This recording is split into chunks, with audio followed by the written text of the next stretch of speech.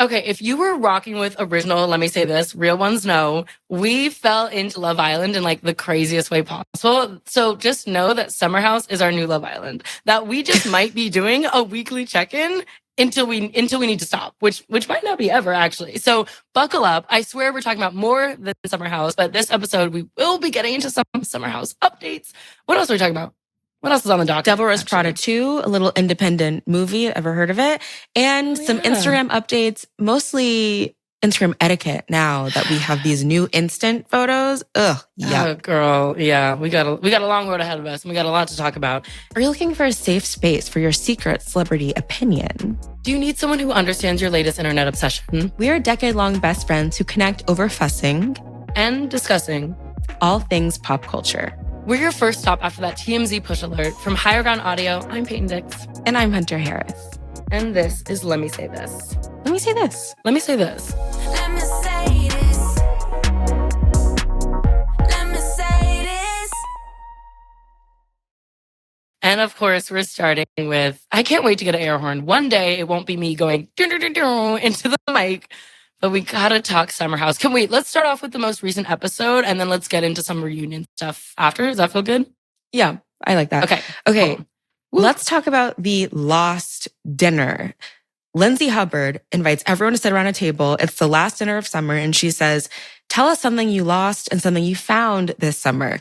There are so many meaningful answers, like from KJ, like from Sierra. And then Lindsay says to Kyle, I'll tell you what you lost, your wedding ring. And what have you found? A DJ I'm telling you, Kyle Cook crashed out. He had a full crash out. And I'm not saying, listen, he should not have looked across the table and told his wife, Amanda, fuck you. He should not have done that. Again. And I am happy. In some ways, I am happy. It feels very chivalrous and also, good friend that West physically moved his chair to sit by Amanda and say, like, that's not okay. Like, don't talk to Amanda that way. Because I don't think it should only be the women calling out that behavior at the table. It should be the boys too. So West doing that, I was pro. But then, girl, Kyle just can't take it. No, I love that you said that you co-signed. I mean, knowing what we know now, obviously it feels like, oof. But I love that you co-signed the physical boundary that he set up by moving over to her. And I wish more men would remember that men, because they're gay, they only respect other men. They only really care about, hear me, what? Other men. So it means so much to have a physical boundary and like someone actually vocalizing. There is someone else who put up a physical boundary, a little too physical, but not in defense of Amanda. We'll get to that. We'll get to King Kyle. No, King Carl. Wait, not King Kyle, sorry, King Carl. Even better. Rolls off the tongue, even better. I mix white boys up. But wait, okay, so where do we get into first? Do you want to talk about the fight? Do you want to talk about the hug? The fight in general, here's my feeling. It was so smug and nasty to me to watch Amanda sit back and I think instigate. Lindsay's just a journalist. Lindsay just asks questions. She asks the questions ain't nobody want to ask. She's low-key Andy Cohen's understudy. Like, she's not afraid to ask the hard questions. But something to me that felt so what's a word? Like insidious and her kind of like licking her lip a little bit, watching everyone come for Kyle in this setting that clearly was not the place to be having this kind of conversation. Like she was acting like it was all hands off, but she started the whole thing to begin with, and in an environment that didn't need to happen in. About him going to Las Vegas or whatever. I think Lindsay started the whole conversation. Amanda, you're right, did bring up that Kyle's going to Vegas. The way she said it was clearly to kind of like dunk on him, get everyone to make fun of him. When Amanda shared that detail, it obviously was not maybe, trying to start a conversation about it. But then when everyone else kind of starts piling on to Kyle, like being mean to him, she just kind of lets it happen. You know that I think that Amanda Batula has set feminism back 100 years. But I do want to hold space for the fact that, maybe she needs Lindsay to bring this up in front of everyone because she doesn't feel emotionally safe or supported enough to discuss this with Kyle, like one-on-one. Because especially if he's saying stuff to her like, fuck you. That being said, like what is he saying to her in private? Exactly. If that's what he's saying to her in public.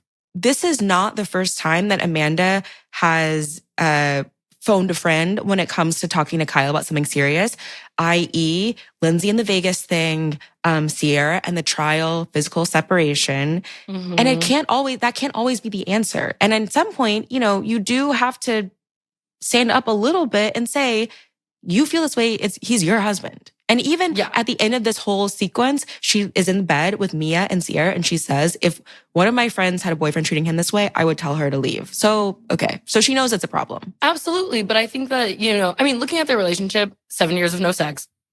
And that's small potatoes to me. But I feel like it's the loneliest relationship I've ever seen. I'm like, they're both, again, holding space for Amanda, also being equally as lonely as Kyle feels in this relationship as well. Totally. It feels so obvious when I'm watching them to be like, so there is no other option, but I think you guys need to separate and break up. I don't see how we're actually even considering any other way through. The way through is out, actually. that's the way through. But yeah, I don't know. It felt, his reaction is never okay. He's such a reactive person, physically too, especially. But like, I think she just knew what she was doing. The way I was like watching her kind of like lick her lips around it, it's like she knew what was coming out of this situation. Maybe she didn't think it was going to escalate to that degree, but and I'm not blaming anyone. It was all a shit show. It was all a mess. You know how white people act. Yeah. But I'm thankful though, because we got to see, as I've now called him, King Carl. King Carl throw hands. King Carl with a dog tag. Carl with a dog tag was crazy. Okay, so that's what I want to say about the West thing is that, Carl in the moment was making it so much more about his drama with Kyle and how he and Kyle have felt very at odds, or at least, very distant all summer. And so Carl wants to buck up his chest and go chase after Kyle. Kyle throws a lover boy, his own brand, mind you. Many such cases. Then, like Carl is calling Kyle a loser. And then Kyle has this line that's like, okay, look, here comes 6'5". And it's so like, men, like you said, men do everything for other men. Like that was a lover's quarrel. And I loved it. But you can see how after they separate, after like tensions cool, then Carl comes back to Kyle, trying to find some middle ground. They come back and apologize and like try to figure out how can we build from this place. And, I wasn't really hurt about him not investing in Soft Bar. He was hurt just in general. Whereas like Kyle and Amanda, I think they both need to take accountability because neither of them are really interested in healing or moving forward from this relationship. No. Because, Amanda said to Kyle, you always yell and scream, which is true.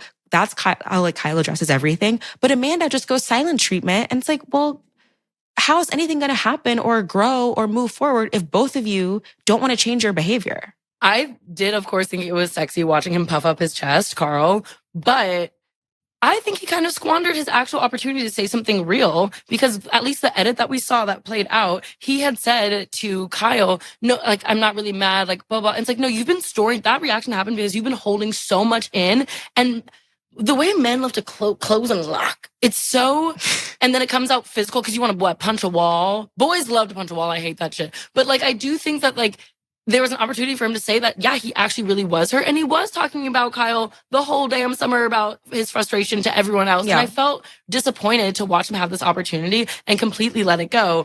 But you know what? The main thing for me is, I love a bromance at the end of the day. I like when boys kiss. I watch Heated Rivalry.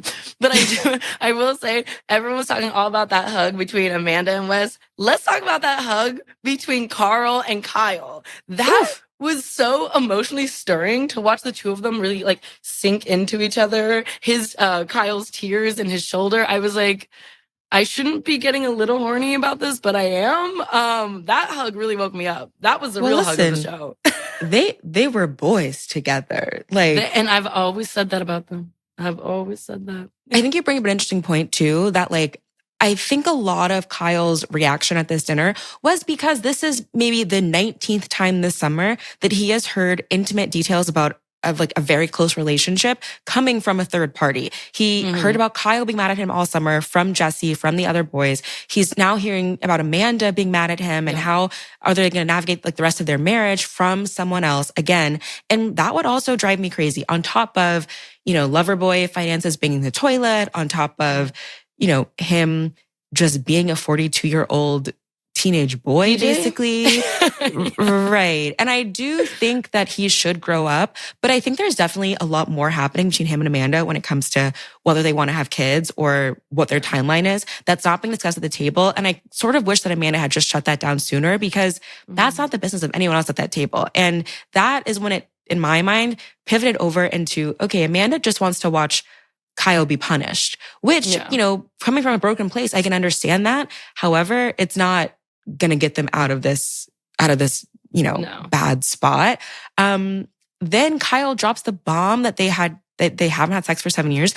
People were like trying to fact check that, but I don't believe that was true. I think it was just, you know, a like general. Of course it was hyperbolic. Yeah. Who's doing the number? Who has the time to be doing the numbers on that? Please. Especially Kyle, in between all of his DJing. There's a cutaway of him talking to himself where he's just like, I think she's just basically like too afraid to be on her own and also break up with me. And I couldn't agree more with him there, because I think that she is so, you know what she was reminding me of, Hunter? And this is really specific, and I can't believe I'm saying it on a hot mic, which is, do you remember when I was dating Beep? And I said, I hate the way he breathes. Yes. I'm like, and you were like, so you might, this usually calls for an end of a relationship. And I was like, no, I'm going to stick it out for a few more months. Like, she's like, I see myself in her. Also, I was gay, but, you know, so there are other things going on. But it was just like, when you have so much disdain for a person, like, there's clearly something that has to be let go of or immediately change. And her inability, or their maybe her inability to leave the relationship, because you can still tell how much he actually wants it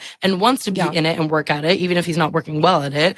Just shit or get off the pot, girl. Like, I mean, don't let the other pot be like bouncing on West's dick, but I guess like that is what it is. Like, wait, also we can't talk about this fight without talking about our sister, our mother, our auntie, Mia. Oh, I'm so glad you brought it up, because Mia, in the first half of the fight, simply sipping on her white wine, saying, "Oh, something's going on at that end of the table that does not involve me." Cut to the boys are fighting outside. Mia says, "Okay, everyone, let's go back inside. It's time for us to go back inside." The corralling the women inside was hilarious. Literally, that's mother to me. Bailey is like, "Oh, Carl, like, should we make out again so that you don't start fighting again?" And Carl was like, I was like, not now. Okay. Focus. This is like, we have an agenda. Like, I'm really having an intimate moment here with like the closest person to me in this house. But I think that what you're saying about Kyle is right, that he is trying to, you know, imperfectly put effort into this relationship. But I do think that something else that's happening is that for so much of their relationship, Kyle did not prioritize Amanda. And now that he feels that back, now he's reacting super negatively. I think he's really reacting to feeling now her pulling away, her pulling back, her attention's going elsewhere. And he's really having a crash out over it. But no, I think that like the failure of this relationship is in both of their laps. So you know the scene where it's Mia, Amanda, and Sierra in bed. Kyle comes in and like does his little apology. Someone commented, I saw on Threads, asking, well, why is Sierra just involved in this conversation at all? And Sierra responded, do you mean why was I in my bed, in my room, where that scene took place?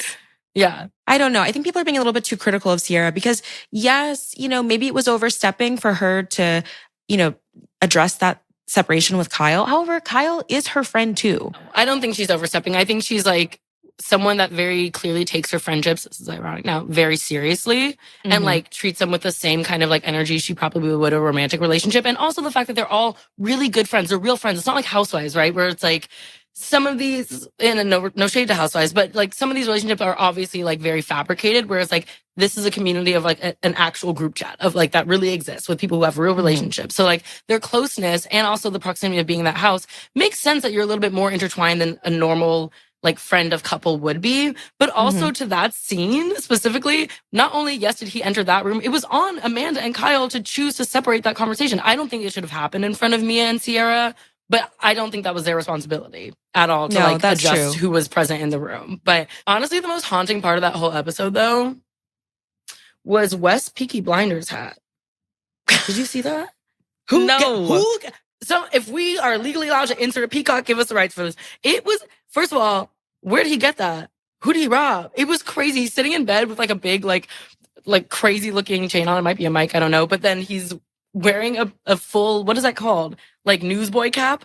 Yeah. In a way that it's like, there's no costume contest thing or like party that needs this accessory. It was crazy and it actually made me sit up straight and made my mom go, ooh, that's cute. So I just Well, need to your sit with mom that for a loves second. Peaky Blinders. She that makes loves sense. Peaky Blinders. Don't get her around Peaky Blinder. But Kyle, I was watching this. I don't know why this episode brought it out of me, but I was watching this episode thinking, I kind of need Lindsay and Carl to get back together. I'm not on the Bailey train. You It's would passing me not. by. Yeah. I like Bailey, but no, I don't see it for her and Carl. That's not adding up to me. I However, don't know. Lindsay and Carl, I am with you. I am not a product of my parents' divorce. I'm a product of Lindsay and Carl's broken engagement because I do think that they just get along so well. And now that Carl has a job, has some ambition, has a business, whether or not that business is solid, who knows, who cares? Yeah. But he's finally doing all the stuff that Lindsay said that she wanted him to do for them to keep going with their relationship. And I think that maybe they have a future together because they were really good friends before they got engaged. Yeah. I like it. Yeah, I think it's cute. But, I hate to take it here because one thing about a Leo, What? we know about other Leos. Kyle and Lindsay being August Leos and Amanda being a July Leo. Oh my God. Just say that. Just tell me that off top. And then I understand the dynamic. I know what time it is. It's just I've like seen a July. Jen and Ben before. It's just like a July Leo to, yes, J-Lo, August Leo, Ben. No, excuse me, J-Lo, No. July Leo, Ben, August Leo. I think it's just like a July Leo to act like, oh, woe is me, and then pop out and try to be main character. And it's like, girl, you don't have the range. You don't. You're not that girl. And I can smell it all over you. Yeah. I mean, some of us are natural performers. It's not my community, but that's not my community. I know I said it so defensively. You're not a Leo. No, and never will be, never have been, and no Leo placements, by the way. Attention just kind of Interesting. finds me. I don't know why. You just can't find it. It's okay. Speaking of Miss Leo, who do you identify the most with in the house? Like, who would you say you are? And maybe give me a complicated answer. Like your big three of Summer House. Like, who are they? Tell me. I'm gonna say I am Sierra's son, Lindsay Moon, Yes. and I'm Jesse Solomon Rising. Jesse Solomon was just happy to be anywhere. Yes. And I love a big smile. Oh my God, very that. Okay, so now I need you. Who's your Summer House big three? I think I am Sun Page, Rising Okay. Mia, hear me out, Moon West. I'm a Libra Moon. I'm coming clean as a Libra Moon. But he's also, he's a piece of shit for what he's doing, and I'm not identifying with that. He is funny, clearly. Charming. He's not funny. Clearly. He's not charming. I think he is funny. I will say, watching it, when I didn't know anything, I just looked at a photo, I got scared. But when I'm watching it back, it's like he clearly has like a charisma to him. I think out of all the boys, I almost said Moon Kyle, but I'm not. That's a Venus Kyle. I'm a Venus Kyle if you want to find out the MB. But like, I'm gonna stick with that. What's your First of all, feedback? West, nothing about West is funny. He's just a silly goose. That's not funny. That's not a But I'm a comedian. silly goose. You're That's not a kind of silly my goose. vibe. You're not a silly goose. No. I What think kind of that you goose? I think that you have a Carl placement. I think you have a Carl placement. Because you have a big, big heart. Oh, but that's like, maybe that's Venus. Maybe my Venus is Kyle. I mean, sorry. I hate their white names. They're too similar. I'm Venus Carl because I'm a big lover girl. But I do think Mia Rising lover girl too, though. I think she is someone that I think she has a big heart and a big ass, just like me. We really go together, her and I. So I love that. Mia, come on the pod. Mia, come on the pod. We have to key. Good God, we need this. Okay. Devil Wears Prada 2. Lover or hater? A lot of people are telling lies. I'll say that. Okay. Because I'm a hater. Sorry. I know. We didn't get the gang back together for this. For all this. What about you, lover or hater? I'm Devil? not lover or hater. I'm worse. I'm indifferent. Okay. Yeah, I can respect indifferent. And I can respect didn't hate indifferent it. I being didn't love worse. it. Yeah, well, I mean, I feel like, damn, to not even care. I'd rather someone hate me than not care about me. And I just watched it saying, and that's a movie. Anyway, so, like, Yeah, I mean, I thought that basically. I saw it only like a day ago. And so in my head, I was like, oh, that might make it even better for me because I like consuming things like a little bit outside of the zeitgeist or like when it's less like out of the marketing. We're not talking about it as much. Not like the and other it's girls. Still, I'm not like, I watch things late. But yeah, I don't know. I thought that would help like me embrace the campiness of it. But it wasn't even camp. I just like, my main thing was like, I wanted both Miranda and Emily to be bigger cunts. Yeah. It got a little 100%. too nice, got a little too tender queer for me. Tender queer? Oh my God. Here comes the radical left.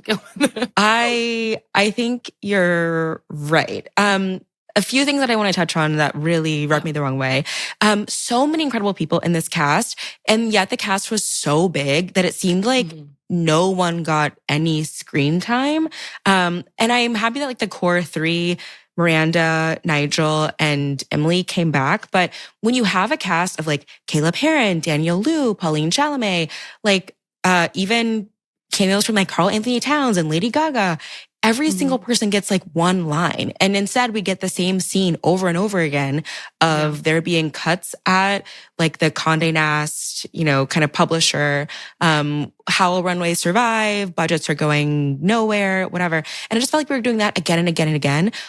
Although it does feel very meta to me that in this movie about how brands are the only people or the only things like with power or with leverage because they have all the money. The Dior product placement, the Dior ad buy was loud. I know. I have the same feeling though about the cameos. I was like, there's just too many though at this point. And then it started to feel there were so many that it didn't feel special or fun. And it only started to feel like, ironically, a marketing play to be like, no, exactly. If we cast all these people, then they're gonna engage with it, post about it. We're gonna tap into their fan bases, which isn't a bad strategy, but it feels when it's so obvious, it starts to feel gross. Yeah, I don't know. And watching the credits at the end, I was like, the blanks as herself, it just went and went and went. Some of the people, I was like, I didn't even see you in there. I know. I mean, a lot of the cameos were both like in the Fashion Week stuff and then at Miranda's Hampton's house. And the original movie did not require all those cameos. I mean, it really had like Valentino. Maybe there was a Marc Jacobs cameo. I can't remember. But it wasn't so much about the fashion. It was more about just the toxic boss, eager to please assistant dynamic. And this one had none of that. There was none of the ridiculousness of Miranda. It's like she's a totally different person now. And not because she's woke, but just because she has nothing to do, like no vision. Whatever happened to Miranda, and she's like, not woke. No, it felt kind of ridiculous to me that I'm supposed to believe that this is the same person who is like the visionary editor who is confident. And okay, case in point, what do you mean there are budget cuts and the staff has to fly economy and Miranda is going to fly in row 37D? Because listen, she's rich. Don't piss me that off. didn't even make sense to me. That did not make sense. Even if it was budget cuts, she would have just upgraded her own flight, or she wouldn't even need to upgrade. She would have already been on a list to be first. I mean. Like, you know what I mean? It was so silly. I thought the punishment was her going to first, like versus flying private. And then I was like, wait, she keeps walking? Like, what the hell? It was so confusing. That to me was just like, this is not really, not that it has to be realistic, but it's not true to the character. It's not consistent to the character that the woman who orders the same steak every single day for lunch is going to like not get herself out of economy, or that she's not going to kill her assistant for even making her look back in economy. I just need to give a quick little PSA to the Anne Hathaway stans. The real ones. There's real ones and there's clearly fake ones. I was a fake one. I'm going to be honest. I'm not a liar. Not anymore. And I think that you really have to rock with her. You really have to stan Anne Hathaway to get down with this movie and her performance in it. I struggled so much. I did enjoy when she put on her Ella Enchanted bust down, when she put on the nice long straight wait love. But why was she crying almost every other scene? Her eyes are watering every other scene. I was like, girl, just let it out if you need to. I don't know what is happening here. But that performance was difficult for me. Painful, in fact, at points. Really? Yes. Well, okay. I mean, especially next to, Emily Blunt. That's my girl. Some incredible line readings off of her. I felt like it was hard to enjoy Anne Hathaway's performance when I was just like so elated watching Emily Blunt. And I kind of believed in their crazy, stupid love. Emily, and, Andy. The billionaire. Yeah. No. Emily and the billionaire. I kind of was rocking when they were talking about trimming his ear. And he's like, and the lawnmower for the rest. And he was like, how cool. I don't know. Something about their dynamic. It worked for me. But I'm toxic like that. So there is that. Totally. But you were rocking with Anne? A little bit, because Anne's rocking with me. No, I did feel like at least, Anne Hathaway's primary scene partner was Meryl Streep, who did not seem to want to be there or did not seem super invested in it. And at least I felt like Anne Hathaway committed. But that's what she does. She Yes, but also remember, I just watched the first movie a couple weeks before and rewatched it. And at the core of Andy is someone who is very sentimental and very nostalgic and very sensitive, which is an annoying part of her character. Andy's character, but that is a pretty important part of her. And so, that she over-indexes into that in this movie wasn't so surprising to me. But I did have a real problem with Meryl Streep. It's like she is playing someone totally not. It's like Miranda really was the bottomized. Completely different character. And they were dressing her like a magician. Every outfit felt like she was about to pull a rabbit out of her hat. She was trying to pull the magic trick, which is getting people to read magazines in 2026. Well, wow, we're having a real conversation now. Yeah. We're pull out cigarettes. Yeah. But now I'm going to put out cigarettes to talk about the real biggest problem in the movie. Oh my God. Talk about it. So we need to talk about the boyfriend. This Australian boyfriend that Anne Hathaway finds in Brooklyn, in my neighborhood, by the way. I passed by them shooting stuff outside of that apartment building, and Remy tried to get a cameo, didn't work. I want to say though, where did they find that boyfriend? Who did he blackmail? Who did he know? Who did he kill? They had not only they had no chemistry, but I'm like, you don't even have a reason to be here. That's the main thing. I was like, we don't even need this plot point. This is so random. And also, he would, and me being like, and the Australian accent honestly didn't help to me. I was like, well, but I don't know. Straight girls go crazy for accents sometimes. I think that's a thing. Not that accent. That was hard. That was really, really hard for me. And we just simply didn't need it. Save the screen time for something else. He truly just seemed like a body in a room. What did he real add? Conflict besides one difficult conversation. I'm like, exactly. And I'm like, low-key, bring back Adrienne Grenier. We need someone who's going to bark back, who's going to be like, I got these $9 strawberries just for you to have an attitude. Come on.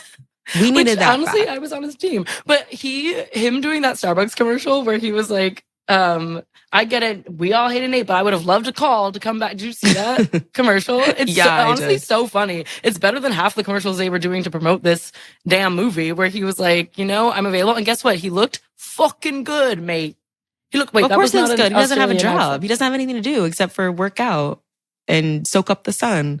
There's this montage sequence of her writing. And when I tell you the pen went from here to here to... It was so, I love the performance of writing. It felt like public reading to be like, okay, she's working on something. She's cooking on something. I just wish that there are more scenes that were more active and not just scenes of can I get the interview? How's the interview going to go? Oh, what's the traffic on this page? That was just boring.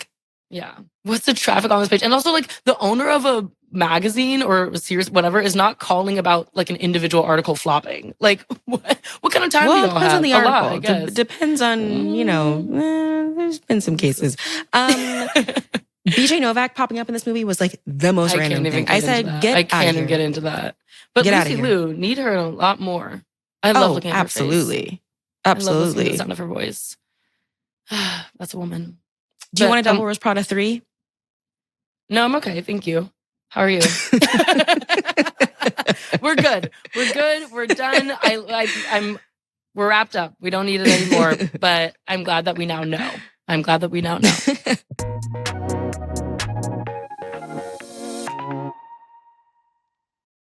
Huge news, breaking news even. We are coming to Tribeca. We are doing a special Lemme Say This live episode June 11th at the Tribeca Festival podcast stage. But we're not just coming by ourselves. We're bringing our friend Sydney Lemon, star of The Drama, Succession, Tar, Job on Broadway, and we'll be hosting a one-night-only special live event. It's the festival's 25th anniversary, so you're not going to want to miss this. The event is June 11th at 6 p.m. and you can buy tickets right now at tribecafilm.com/audio. And just because some of y'all don't listen sometimes, I'm going to say it again. That's tribecafilm.com/audio. See you there.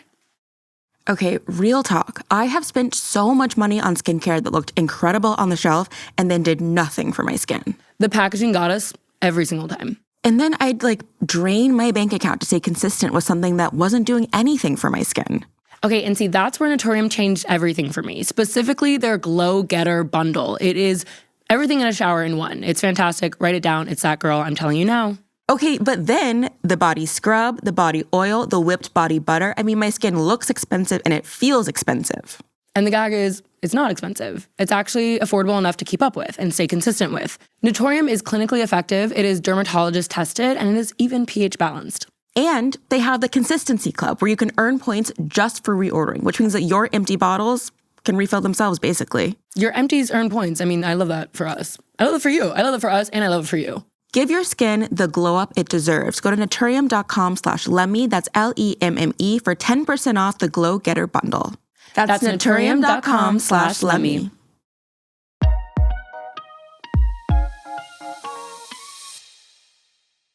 So there's just about 14,000 Instagram updates as of late.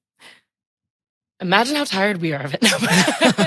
The most recent one, and I'm curious if you've dabbled, have you gotten to Instance, which is that new disappearing photo feature that shows up kind of in your DM sections, I think? Have you dabbled in the dark arts? Well, so the thing about Instance is that there was a app called Be Real where you just post an ugly photo of yourself at the same time each day. And now that exists on Instagram. And it's why would I want that again? I didn't like that then. I do feel like most of the feedback to Instagram always is I actually want less and less and less from this app. I don't need as many options. Bells and whistles. Yes, totally. The fun part of it was really just photos. And we obviously are a vertical scrolling nation now, but we don't need more things to get in my way of just trying to see what my friends are up to or my crush. I just feel a little bit over. I mean, I will say one small thing. I kind of am rocking with the reordering of the carousel because sometimes that's key. I'm in the trenches doing a dump. That when I'm curating an Instagram dump, you would never believe how hard I'm working. There's sweat coming down. I'm in a sports bra just in case. And so now I post do things, multiple drafts. Oh, of course. I mean, actually, I also sometimes screen record, send it to Evan Kayla, be like, does this feel good? Are we aligned? It's so deeply unserious and so very strict for some of us. But yeah, I do appreciate that because sometimes a video needs to come up further than the random photo. Yeah, that I understand. I think that the best, just of all of these updates, the most useful to me are being able to hide a reel from your main page, from the feed. And then also to be able to repost. I like the repost feature and I like that it exists kind of only on one tab. That is also very helpful to me. Instance, never going to use it. Don't need it. Every ones that I tap through, I'm just seeing up your nose. I don't need to do this. We don't need to pretend that this is that kind of place. However, we don't do that here. No, it's not that kind of place. What's her name? Now, get them banned. We don't do that here. We don't do that here. I'll tell you what we need. What we need is to know what order they show who's viewed your story in. Because I'm telling you, I am the boy from Spy Kids, all the little glasses. I'm deep scrolling, trying to figure out, okay, has this crush seen it? Has that crush seen it? Oh, he hasn't seen it yet. Let me keep it up for a little bit more. I'm doing a long division to figure out what crush has seen what story when. And that's not even talking about the crushes who are on close friends. Okay. I mean, famously, that's my whole bread and butter. If you want to know how to hoe out on Instagram, you call me. There's a fee, but you call me. Okay. I've been taking notes since 1994. But I will say, I also am always curious of when they show who's watched the story, is it based off of my interactions with them or their interactions with me? How much it's are they showing up higher because they look at my profile a lot? Or are they showing up higher because low-key I'd be looking at their profile a lot? And I need to know. And not even low-key. No, I definitely know that it's people that you follow or follow back, are prioritized at the top. Of course. But still, it's yeah.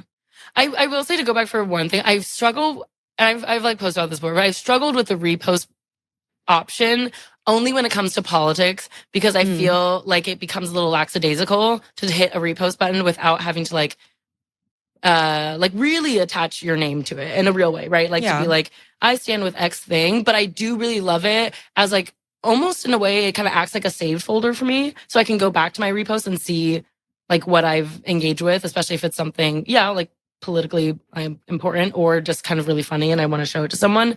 But I've turned around to it. I feel like I'm more open to it now, and I got like anxious about it before. Whenever you wrote about this on Instagram a couple months ago, I think like that really was a reframe for me in terms of sharing stuff to my story.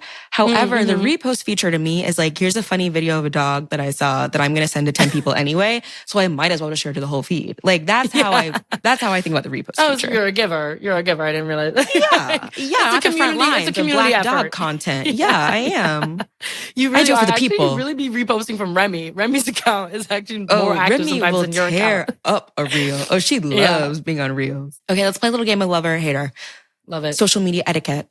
Lover or hater, liking an Instagram story as an act of flirtation. Absolutely hate it. Absolutely hate it, babes. I'm very pro. If you're gonna flirt with me, do it with your chest. Let's be serious. Let's be grown about it. You know what I need? Because I'm a real lover. A handwritten note. Where's the handwritten notes? Where's a voicemail these days? And not a voice memo. A voicemail. I want you to call me on the phone. I'm not gonna pick up. You're gonna leave me a voice memo, and a voicemail, and I'll call you back. That's real lover stuff. Liking a story, that's regular to me. You're just anybody. That's how I feel. People that, like my parents' friends like my stories on Instagram. Like that doesn't really even if they don't anything. even know what they're doing. Yeah. Right. Okay, wait. They're just liking it because they said, good job. We love it. Lover, hater, close friend stories. I'm a lover of close friend stories. And I'm a lover too of the random boring ones. Because not everyone needs to know. Not everyone needs to see me in all my glory all the time. I love a little embargoed. I love a little gatekeep. I love a little, not for public consumption. This is between you and I. I love that. You are so a bitch to post her meal on I made dinner. And so that Remy. implies and I'm that like, I cook. Okay. And it also implies that I take photos of food, of plates. I don't do that anymore. You do. You know how it turns out. You love a plate. You love a pick of a plate, I never girl. post it though. I never post it. Your phone eats first down. That is so I'll post a tablescape. I won't just post a plate. Excuse me. She pulled out. I'll post a tableau. Fuck off. Oh my God, you sound like doodle photography. Okay, keep going. Okay, lover or hater screen time notifications, Miss Bricked Up. I hater of screen time notifications. I know. Yeah. I'm already here. I know. Big lover of Brick, though. Okay. Like, I need to be locking myself out. I am both the warden and the prisoner. Okay. I love Brick. And this is like, Brick, sponsor me. Brick, actually, you don't even need to. That's how much I love the product. Okay. I've been like pushing these on people in a crazy way.